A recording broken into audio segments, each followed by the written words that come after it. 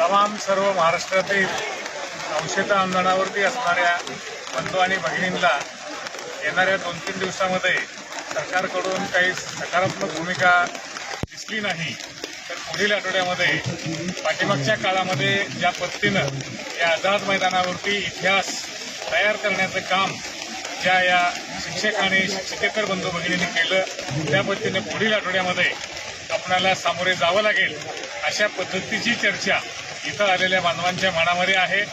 सरकार त्याची दखल घेईल आणि येणाऱ्या शुक्रवारच्या अगोदरच काहीतरी त्यांना दिशादर्शन करेल अशी अपेक्षा आज आझाद मैदानावरील जगदाळे सर आणि संपूर्ण टीमची आहे।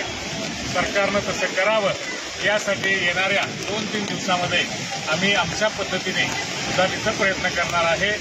नाही झाला तर पाठीमागचीच परत या ठिकाणी आझाद मैदानावरती आपल्याला सगळ्यांना मोठ्या संख्येने यावं लागेल आणि आपला हक्क आपल्याला मिळवून घ्यावा लागेल इतकंच। भेट देणं ही औपचारिकपणा आहे। आम्ही कायम शिक्षक समन्वय संघासोबत आहोत।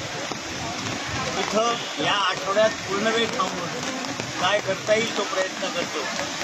आत्ताच जगदाळे साहेबांनी सांगितलं या आठवड्यात जर काही पॉझिटिव्ह हाती लागलं नाही तर पुढच्या आठवड्यापासून हे आंदोलन तीव्र करावं लागेल। महाराष्ट्रातल्या लोकांनी पुढच्या आठवड्यापासून पाणी आणि कुठलीही तमा न बाळगता पावसाची तमा न बाळगता आझाद मैदानावर यावं एवढंच आवाहन करतो।